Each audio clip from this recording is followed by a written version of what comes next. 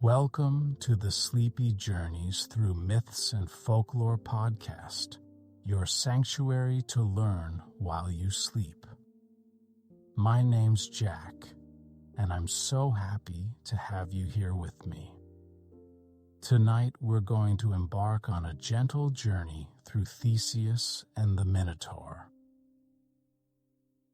Breathe in deeply and breathe out slowly. Let the outside world fade like mist at dawn. You are here now, safe and still, and it's time to settle into the quiet hum of ancient tales. Tonight, we find ourselves drifting to a faraway land, a place of salt-laced air, warm stone courtyards, and distant ocean winds. The moon hangs softly over the Aegean Sea, casting silver ripples across gentle waves. You are standing at the edge of a myth, where history and legend blur like footprints in sand. Let the sound of waves rock you like a lullaby as we drift toward the island of Crete, an ancient jewel of the Mediterranean. It's a place of lush olive groves, silent mountain peaks, and echoing palace halls carved from white limestone. In this ancient land, torches glow along balconies, and marble columns cast long shadows across tiled floors. There's a scent in the air, something timeless, of beeswax candles, wild herbs, and the faint sweetness of ripe figs hanging from trees. Time seems to slow here, as if the island itself has paused to listen. To stories, to secrets, to dreams. Beneath your feet, the stones are warm from the day's sun. You move slowly through tall archways, draped in woven fabrics, their patterns shifting in the breeze. Wind chimes whisper in the distance, their tones soft and melodic. You are not alone, but surrounded by the quiet memory of a time long past, a world still breathing in the hushed spaces of night. Crete, in our story, is not just a setting. It is a feeling, a place suspended between the divine and the human, between sorrow and courage. Its rulers command the sea with the favor of gods, and its legends reach even the most distant shores. And yet, even here, power comes at a cost, and beneath the palace of Knossos lies a darkness that coils in silence. A labyrinth, a twisting maze of stone passageways built to contain a secret. Not just a creature, but a symbol of something older. The Minotaur. Half man, half bull, burdened by origin, locked away from the world. A figure feared, pitied, and forgotten in the stillness beneath the earth. And from across the sea comes Theseus. Young, brave, quiet in his certainty. Not yet a hero, not yet anything more than a prince who chooses to walk into the unknown. His name will echo through time, not because he slayed a beast, but because he walked the path most dared not take and found his way back. But tonight, there is no rush, no battle, no cry of triumph. We will walk gently beside Theseus, as if floating just above the marble floors of myth. We'll follow him from the hush of Athenian grief, across starlit waters, into the soft gaze of Ariadne, and through the hushed corridors of the Labyrinth. We'll hear the whispers of thread unwinding, the breath of the creature in the dark, and the quiet, somber winds of return Let the tale unfold around you like silk, light, smooth, and unhurried. Every detail will carry you deeper into rest. Every turn in the story will ease your thoughts into quiet. So let your eyes grow heavy. Let the soft hush of antiquity surround you. Let the sea rock beneath you and the walls of myth rise gently around you. You are not here to solve. You are simply here to listen, to drift, to dream. Now come with me as we begin to dream our way through the story of Theseus and the Minotaur. The story begins before Theseus ever lifted his gaze toward Crete, before the sails caught wind, and before a sword was ever drawn in shadow. To understand the path ahead, we must first drift backward into a time when gods still walked in dreams and kings spoke with the weight of the sea in their voices. Crete, at the heart of our myth, was once a flourishing kingdom ruled by King Minos. The name itself carries a quiet echo of might. Minos, the chosen of Zeus, whose laws were said to be divinely inspired, as if whispered to him by the god of gods during quiet moments on mountain summits.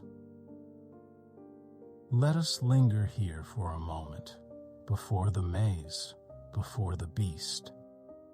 Let us walk slowly through the world as it once was. Crete in its prime was a marvel of light and rhythm. The palace of Knossos spread out like a living organism, hallways twisting like tendrils, chambers blooming outward like petals in soft harmony. The colors of its murals burst to life even in memory. Saffron-robed priestesses dancing beneath blooming lilies, dolphins leaping joyfully across the sea-swept walls, and bulls, always bulls, powerful, sacred, painted in motion, their horns arcing like the crescent moon. King Minos walked these painted corridors not merely as a man, but as one touched by the divine. The tales told of his parentage, how Zeus, in the form of a snow-white bull, had carried Europa across the sea, his breath sweet with ambrosia, his hooves thundering across the waves like distant drums. Europa bore him 3 sons, and Minos, among them, rose to claim the throne of Crete with divine favor shining faintly in his eyes. To the people, Minos was more than a ruler. He was a bridge between earth and sky, man and God, time and eternity. Under his guidance, Crete thrived. Grain filled its storehouses. Ships with bright sails came and went from every horizon, and its people danced in the moonlight to the sound of lyres and reed flutes. Festivals were held in honor of Poseidon, whose waves brushed their shores like a blessing. But myths are rarely content to remain joyful. They bend with time and pride. And in seeking confirmation of his rule, Minos made a quiet plea to the sea, a sign, a symbol, something divine to declare his right beyond doubt. Poseidon answered. From the rolling depths of the sea emerged a bull, not merely white, but gleaming, as if carved from pearl, as if stitched with starlight. Every breath it took seemed to shimmer. Its muscles were as fluid as tides, its gaze solemn, knowing. It was not just an animal, it was an omen. a gift from the god of the sea himself. Minos had vowed to sacrifice it, but when the moment came, when the altar was laid and the fires were lit, he could not do it. Perhaps he admired its perfection. Perhaps he feared offending his people more than his god. Whatever the reason, he spared the divine bull and replaced it with a lesser offering. Poseidon, wronged and quiet, did not rage. He simply waited, and from that patience grew consequence. The queen, Pasiphae, daughter of Helios, the sun god, was known for her wisdom and calm demeanor. But divine blood does not make one immune to the reach of other gods. When Poseidon's displeasure took form, it came not as thunder, but as longing. She was compelled, not by love, but by compulsion woven with ancient threads, to seek the bull, to yearn for it, to be drawn toward it with an ache she could neither name nor resist. It was not passion, but punishment, a divine riddle written into her soul. She turned to Daedalus, the great inventor, whose mind turned like clockwork gears, whose fingers shaped wood and wax into miracles. With his help, she crafted a disguise, an imitation cow, seamless and hollow, a vessel to meet the strange demand placed upon her.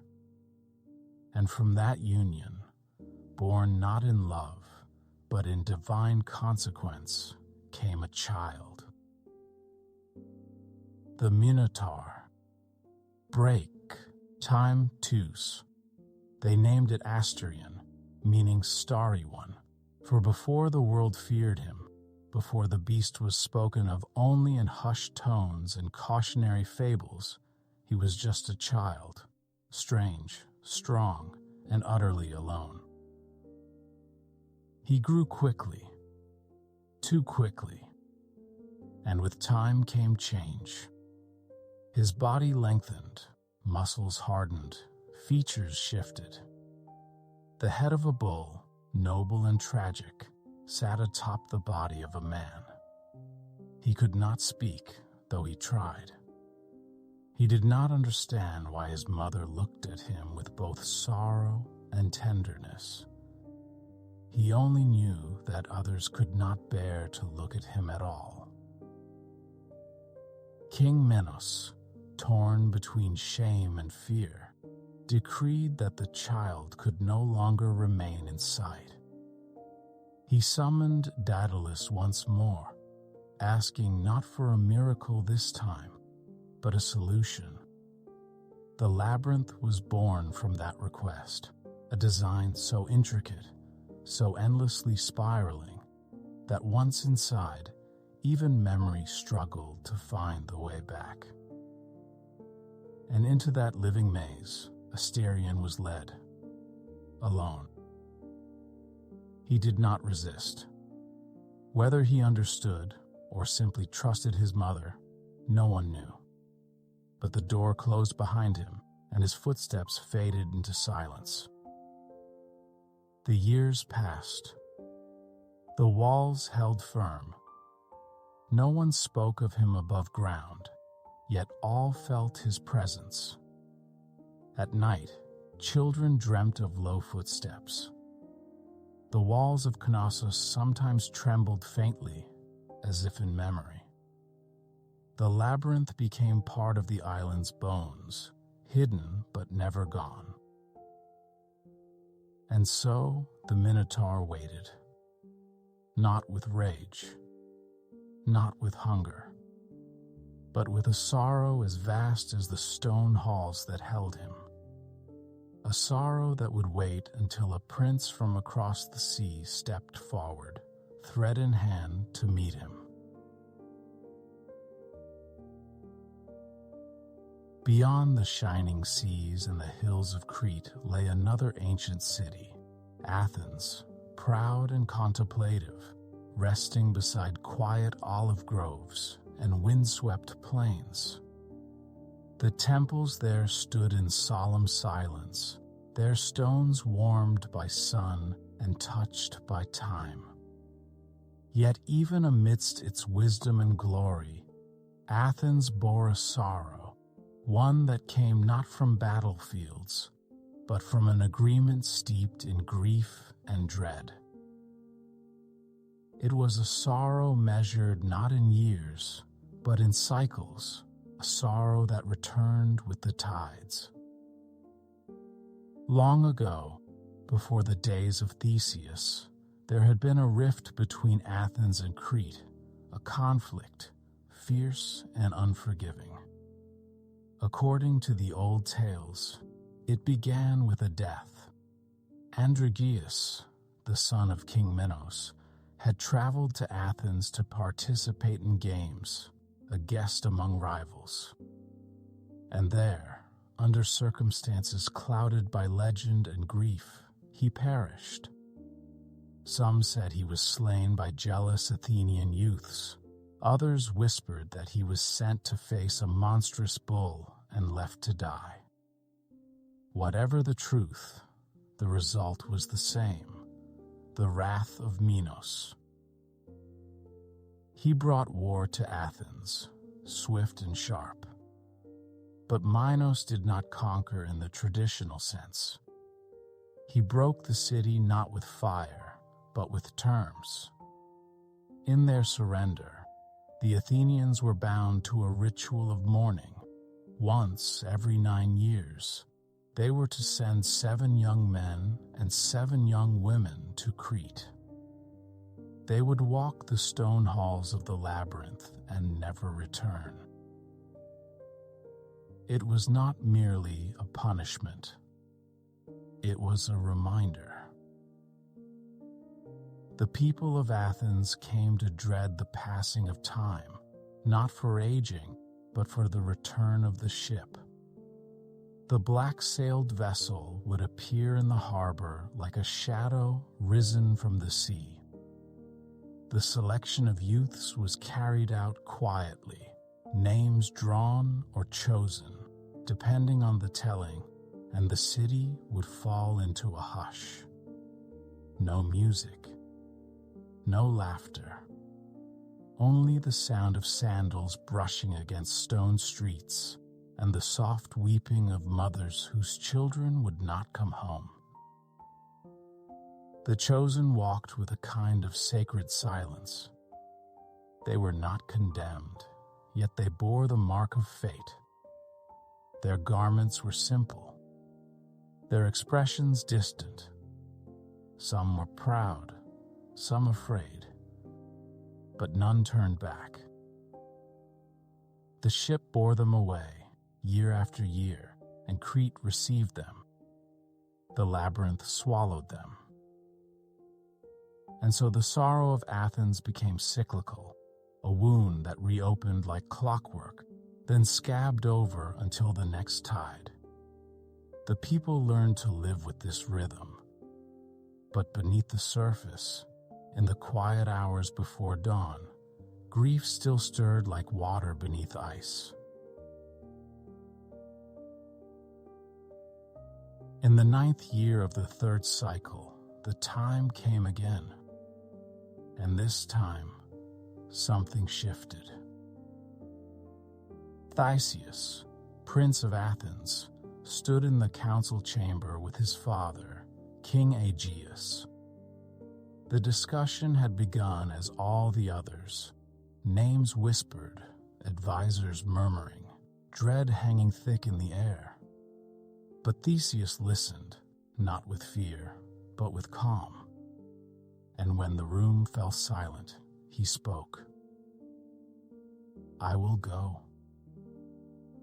There were no raised voices, no declaration of heroism. Only that simple phrase, spoken with still certainty. Aegeus, stunned, tried to protest. Theseus was his only son, his hope, his future. But Theseus met his father's eyes with a gaze that held something deeper than defiance. It was purpose, a quiet vow. "I will go," he repeated, "not to die, but to end it." He requested no special ceremony. He asked only for the same place aboard the ship, the same treatment as the others. His only preparation was a promise, a signal to ease his father's fear. If he survived, if he returned, he would raise white sails on the return voyage. White for peace. White for hope. The people watched as he stepped forward, as he joined the 7 chosen. Whispers passed through the city. Some saw him as noble, others as foolish. But none could deny the shift in the air, as if the weight of grief had paused for a moment, unsure. As the day of departure came, the harbor was cloaked in mist. Theseus stood at the edge of the dock, the black-sailed ship before him, the sea quiet and smooth beneath its hull. His companions stood with him, some weeping, some staring into the waves. He spoke little, but his presence anchored them. He carried no sword, no armor, no fanfare followed him aboard. Just the steady beat of footsteps, the sound of ropes being hauled, the creak of the mast. The ship drifted from the harbor, and Athens faded into the morning light. But something lingered in the hearts of those who watched from shore, not just sorrow this time, but a small, flickering thread of something more. Not certainty, but possibility. The ship slid silently across the Aegean, cutting through the calm waters like a forgotten thought returning in a dream. Above, the sky stretched in soft gradients, morning's pale blush slowly yielding to the gold of afternoon, then giving way once more to the velvet hush of night. The sea breathed gently around the vessel, its rhythm soothing and slow, like the heartbeat of the world. On board, Theseus and the others moved without urgency. Their journey was not one of loud preparations or heavy steps. It was a passage across time and silence, between one fate and another, between Athens and the unknown. The days passed with slow dignity. The black-sailed ship, stark against the shimmering blue, glided like a shadow cast by memory. The oarsmen rowed only when needed, and the wind, gentle and steady, carried them forward. The sea was soft, its surface broken only by the occasional leap of dolphins or the circling flight of seabirds riding warm thermals above. Break. Time 2 toyos. Theseus often stood at the prow, his cloak fluttering gently in the breeze. He did not pace or fidget, but watched, eyes scanning the endless water, not in search of land, but in contemplation. There was a stillness in him, like that of a tree that bends slightly in wind, but does not break. He was not unafraid, but grounded, steady, present. Around him, the other youths grew quieter as the days passed. At first, they talked, softly, hesitantly, sharing memories of Athens, of home, of childhood games beneath fig trees, and long afternoons beneath the Acropolis. But gradually, words gave way to silence, not out of despair, but from the slow surrender to the rhythm of the sea. Meals were simple: olives, flatbread, dried fish and fruit. They ate in small circles, seated along the deck, sharing quietly beneath the shade of the sail. At night, they rolled themselves in blankets and slept close to the mast, lulled by the creaking of timber and the soft slap of waves. The crew said little to them, but their presence was steady: calloused hands, sun-darkened faces, movements precise and unhurried. They had made this journey before. They knew its weight. There was no illusion among the passengers about what awaited them, and yet the ship did not feel like a prison. It felt like a cocoon, suspended between grief and transformation.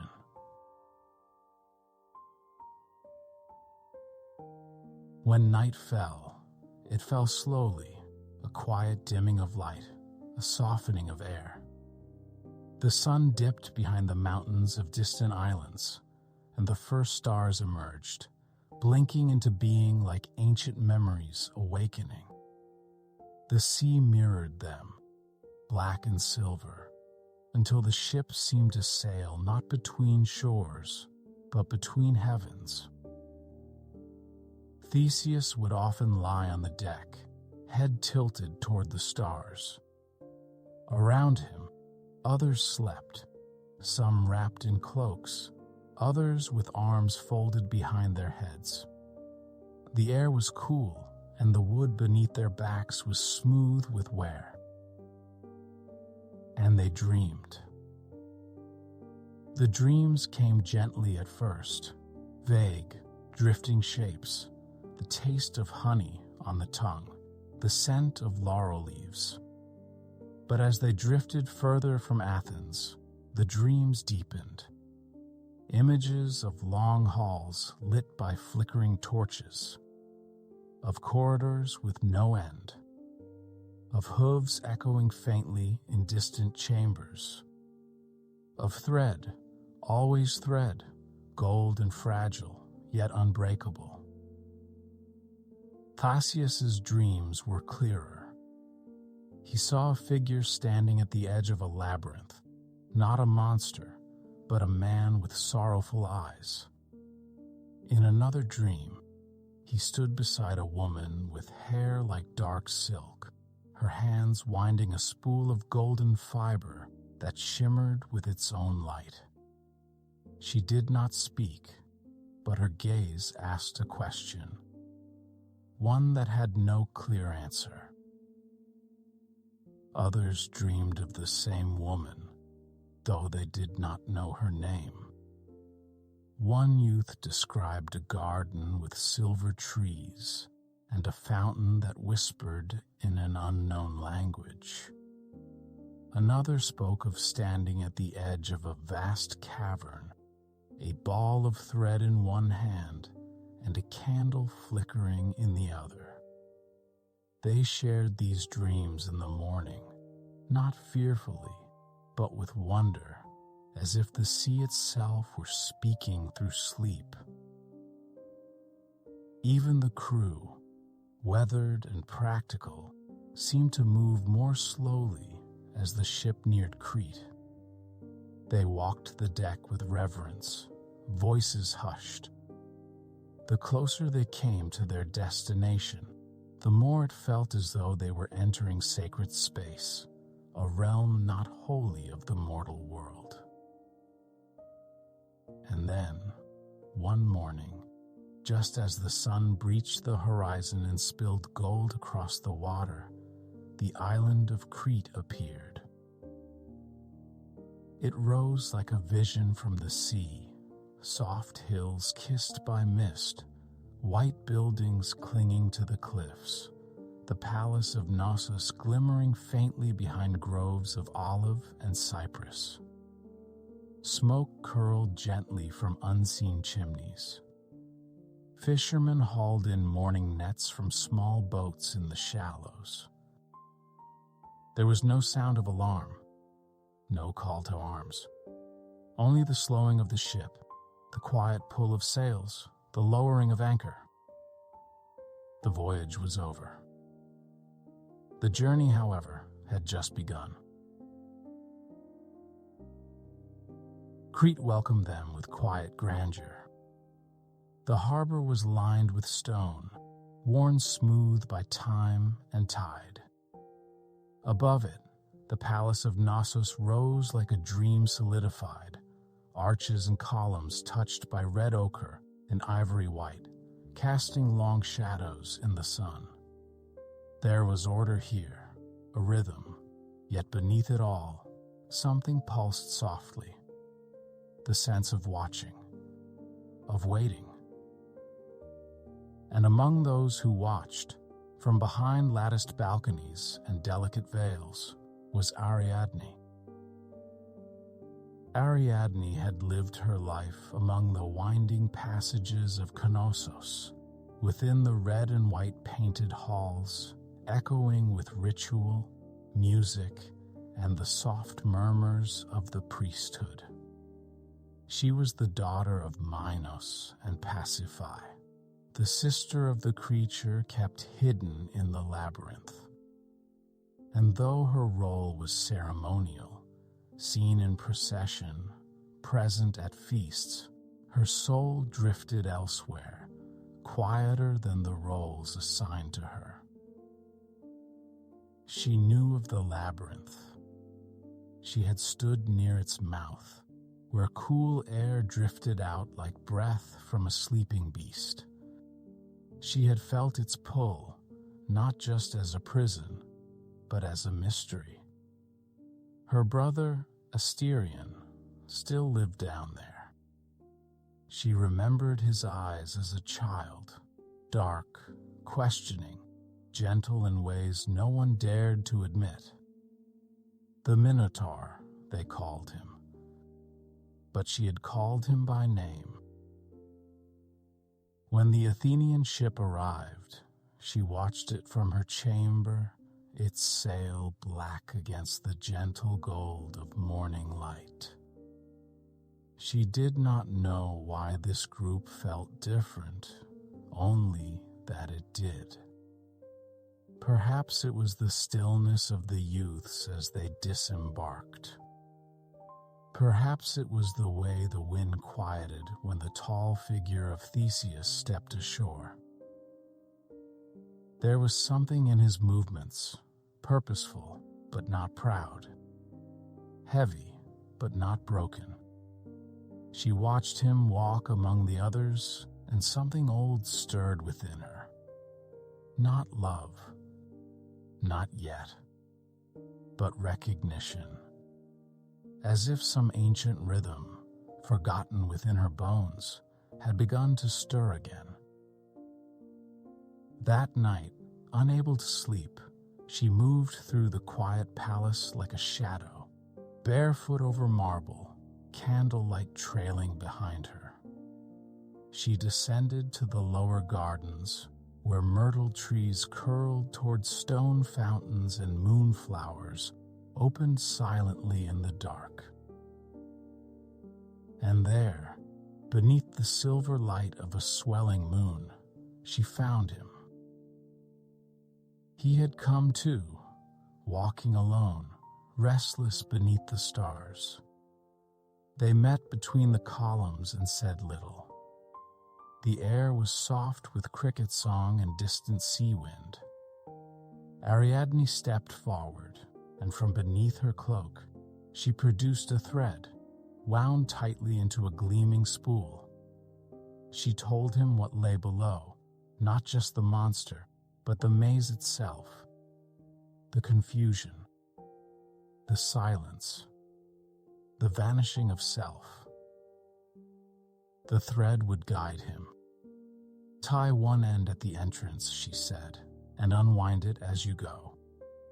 No matter how deep you travel, no matter how far you stray, it will always show you the way back. A lifeline in darkness, Her voice was low, steady, but beneath her calm was something fragile, a hope she dared not name. He took the thread from her hands, as something sacred, something shared. Along with the thread, she gave him a blade.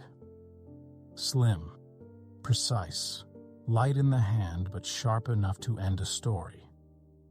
It had been forged by Daedalus, the very architect of the maze, and bore no ornament, no jewel, only utility. It was, like the thread, a tool of navigation, of clarity, break, time 1.0s, of finality. Their hands touched only briefly, her fingers, warm and steady, his trembling just slightly, from awe, not fear. There was a lingering stillness between them, as if the earth itself had paused to witness the moment. They remained there for a time, Theseus holding the gifts, Ariadne watching the horizon. The moonlight traced patterns on the marble tiles beneath their feet. A soft breeze rustled the leaves, and the world seemed to narrow until only the two of them remained. In some versions of the story, they fall in love in that moment. In others, it is slower, a quiet affection that blooms only in the days that follow. But here now, it is enough that they understood one another, that something wordless passed between them, a shared understanding of sorrow and of what must be done. Theseus left the garden before dawn.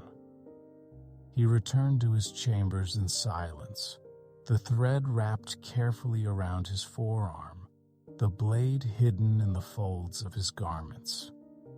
No guards noticed. No alarms were raised. The palace still slumbered. And Ariadne stood alone beside the myrtle trees, her long hair lifted slightly by the sea breeze. She watched the stars, those same stars that had guided him from Athens, and now watched over them both. She did not know if he would return, but she had given him her thread, her trust, her way out. And in doing so, she had stepped quietly into the weave of fate herself. The morning was quiet. The sky was pale, the wind gentle. The entrance to the labyrinth yawned wide beneath the palace, a low arch carved into stone, its mouth dark, its breath cool and dry. There were no crowds, no priests, no rituals, just a handful of guards and the echoing footsteps of Theseus as he approached. Behind him, the world receded. Before him, the maze began. And with it, the soft unraveling of fate. Theseus stepped beneath the stone archway and into the dim beyond, his fingers wrapped around the beginning of Ariadne's thread.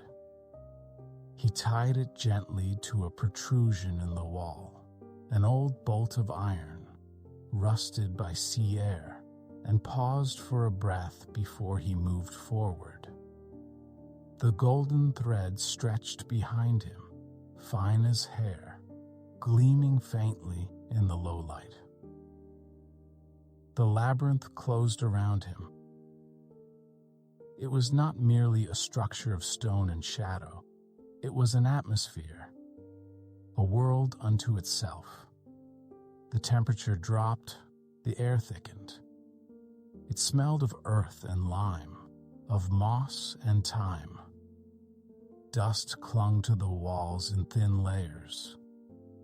There was the distant drip of water, the occasional groan of ancient architecture settling, and the soft, almost imperceptible sound of his own thread unwinding.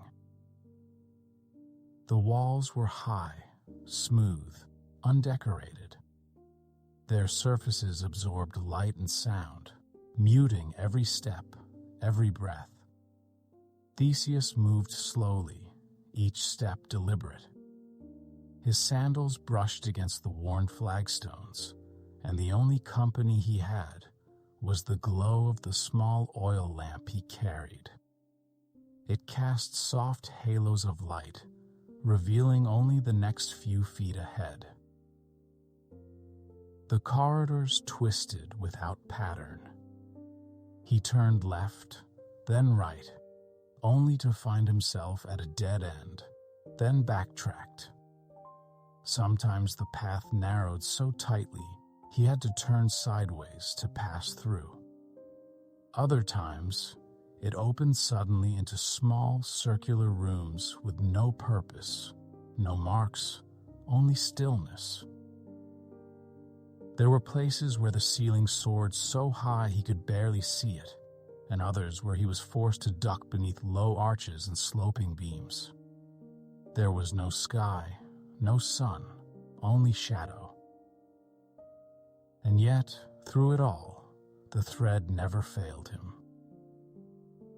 He did not panic. He did not rush. He simply pressed on, unwinding the thread behind him, its golden shimmer a quiet companion. He began to feel the maze not as a foe, but as a kind of memory, a symbol of all that twists and confounds in life. It was not something to conquer, but to listen to walk with. And then, the air shifted. The silence changed. It became watchful. It was not sound that signaled the Minotaur's presence. It was a sensation, a heaviness in the chest, a stilling of the skin, the way the walls seemed to hold their breath. Theseus stepped into a large, low-ceilinged chamber. His lamp flickered. He did not call out. He simply stood, listening, allowing his breath to slow until it matched the rhythm of the place. There was something in the far corner, a shape, unmoving. The shadows bent oddly around it. Then, slowly, it shifted. The Minotaur emerged from darkness like a memory surfacing. Tall, broad, limbs coiled with strength. The head of a bull, massive and solemn, turned toward Theseus. Its nostrils flared slightly. Its breath was deep, steady. Its eyes were dark, not with rage, but with something older. Something quieter, sadder. Theseus did not raise his weapon. Not at first. He met the creature's gaze and stood still, allowing the moment to stretch. This was not a monster. It was not wild or charging or mindless. It was alone. So profoundly alone that the very walls seemed to weep with it. But fate had brought him here, and the story, ancient, slow-spoken, inevitable, had reached this turning. The Minotaur stepped forward. There was no scream, no clash of violence. The encounter was swift. A flurry of motion, a flash of the blade, a soft exhale, and then silence.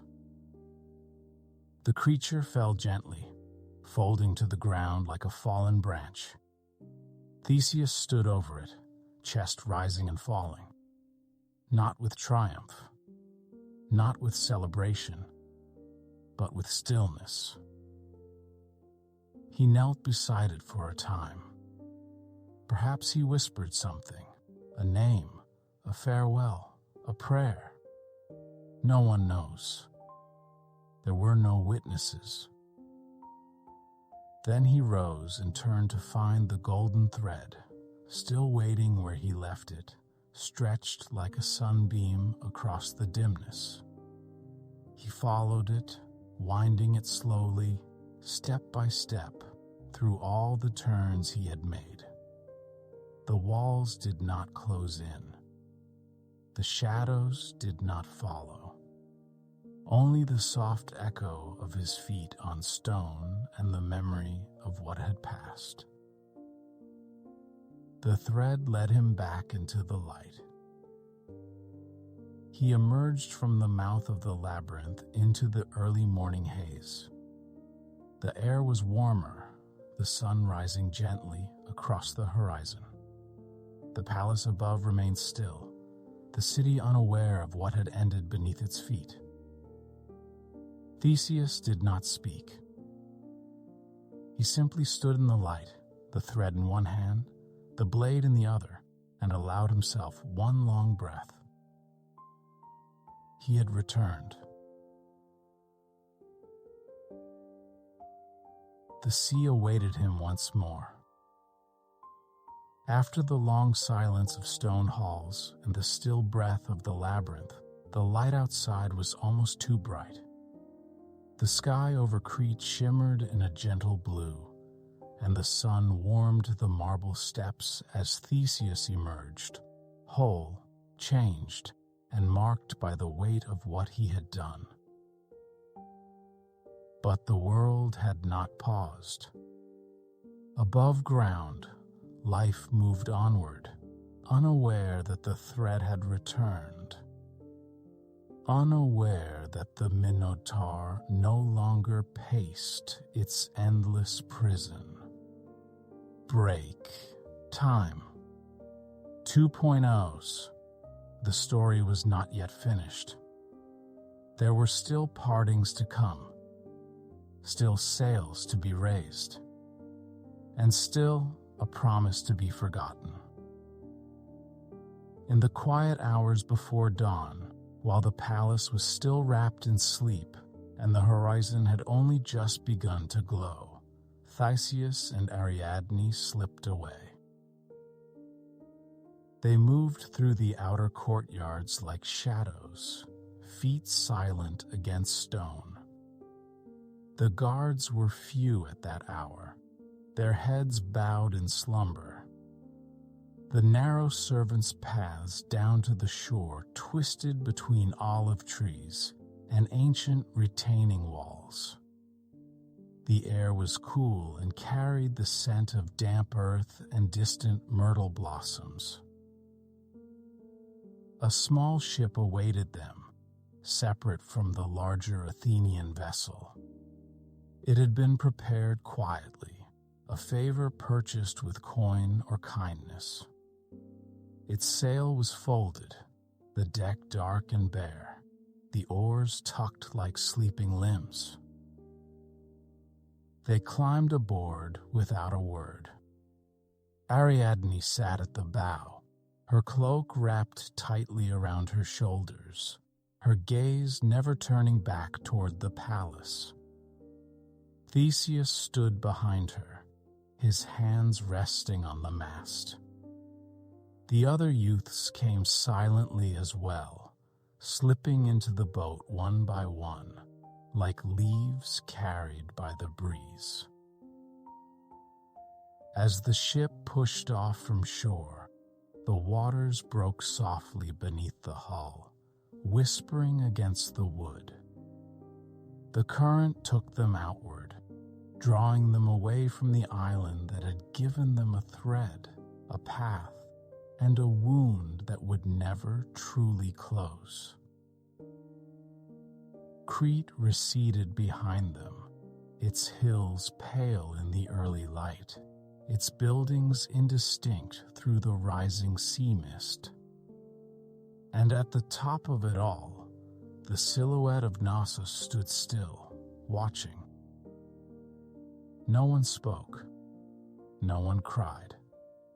The sea carried them into a silence deeper than words. Some say Ariadne wept that morning, Others say she sat stone still, her expression unreadable. Still others claim she whispered something to the sea, to her brother's memory, or to the thread that had changed her life. In some versions, they reach the island of Naxos together. There, Theseus leaves her, gently or cruelly, depending on the telling. In others, she awakens alone on the shore, Theseus already vanished over the horizon. The reasons differ: fate, forgetfulness, divine intervention. Perhaps Dionysus, the god of wine and ecstasy, called to her and claimed her for himself. But always, in every telling, there is a separation. Soft, inevitable. Ariadne, who gave the thread, is left with only memory. And Theseus sails on, the sea stretching wide before him. Days passed. The ship cut across the Aegean with steady rhythm, its sails full, its crew quiet. The wind favored them. The stars above their journey were kind. But Theseus, for all his strength, was weary. The events of Crete, the parting with Ariadne, the silence of the labyrinth, all weighed heavily within him. He spent hours at the stern of the ship, watching the wake trail out behind them, the waves folding over and over, like the patterns of fate itself. The white sails remained tucked away, forgotten amid the quiet grief. And then, one afternoon, the cliffs of Attica appeared, pale and familiar, rising from the sea like old memories. Atop one of those cliffs, carved against the sky, stood King Aegeus, father of Theseus, eyes trained on the horizon. Each day, he had climbed to that high place. Each day, he had scanned the sea for the return of the ship. And each day, he had prayed to Athena, to Poseidon, to any who would listen for the white sail. But as the ship came into view, its sail remained black, a symbol of loss, a symbol of death. Aegeus, struck by the sight, felt his heart fold inward. Whether from despair or shock, his body could no longer bear the weight of uncertainty. He stepped forward, and the wind caught his robes. The sea opened to receive him. The Aegean, now bearing his name, became the resting place of a father who had waited too long and who could not unsee what was not meant to be seen. When Theseus reached the port, the celebration had already begun. The city rejoiced, for the tribute was ended. The labyrinth defeated. Their sons and daughters returned. But Theseus did not celebrate. When he learned of his father's fate, he did not speak for a long time. He walked alone through the streets of Athens, past temples and market stalls, past fountains and fields, and finally up the same path his father had walked. There, at the cliff's edge, he stood for a long time, the wind tugging at his cloak, the waves below repeating their soft song. He had ended one grief and created another. The city would remember him. The myths would preserve his name. But Theseus, for all his victories, would carry this moment with him always. A lesson carved in silence. The sea is calm again now. The sails have long been lowered, the stones of the labyrinth have settled back into silence, and the voices of the past drift softly, like sea mist through olive trees. The story of Theseus and the Minotaur, like all old stories, has quieted into something gentler, no longer fierce or tragic, but reflective, soft, like ripples spreading outward long after the stone has been thrown. Let us return, slowly, to where we began.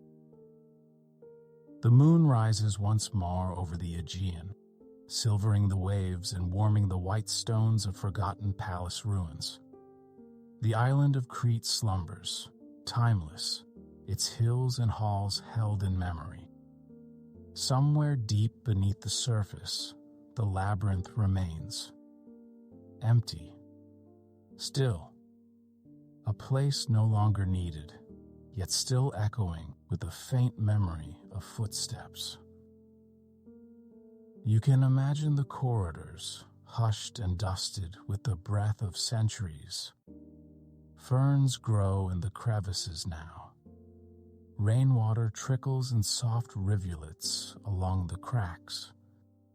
The maze no longer hides sorrow, it simply rests, as all things do when they are no longer feared. Above, the stars shimmer, silent companions to these ancient stones. Somewhere, a night breeze moves through tall grass. Somewhere, the distant call of an owl echoes across a quiet valley.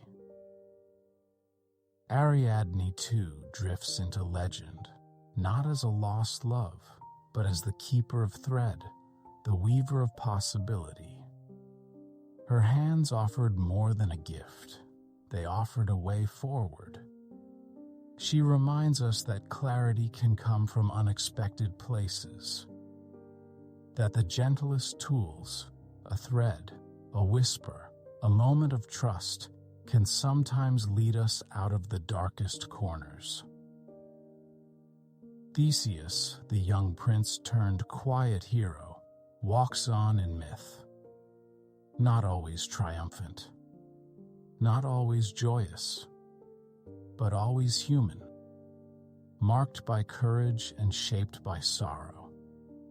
The kind of figure who reminds us that bravery need not shout, that sometimes it is enough to keep walking, one step at a time, even in the dark. His return to Athens was not a final chapter, but a beginning of another kind, one filled with consequence, with choices, and with the long unfolding of reflection. The threads he carried did not end at the labyrinth's edge. They followed him home. And the Minotaur? It too has found rest. No longer lurking in shadowed corners of our thoughts, but resting in the quiet recognition that every story, even the monstrous ones, has roots in longing, in pain, in misunderstanding. It was not born evil. It was born forgotten, misplaced, like many parts of ourselves that wait in silence to be seen. So now, as you lie still, safe, warm, at rest, let your breath settle like dust on quiet stone. Let your thoughts drift gently over the sea once more. There is no thread to follow now, no maze to escape. Only stillness. Only the warmth of sleep pressing softly at the edges of your mind. You've walked alongside ancient kings, through forgotten chambers and moonlit gardens. You've held a thread of hope and stepped into myth with steady feet. And now, the journey has brought you here, not to an ending, but to a pause, a resting place, Let your body sink deeper. Let your breath slow. With each inhale, feel the sea air fill your chest. With each exhale, feel the labyrinth fade further behind you. There is nothing more to do. No riddles to solve. No monsters to face. No thread to grasp. Just this moment. Just this quiet. Let the stars carry your thoughts. Let the rhythm of the waves become the rhythm of your breath.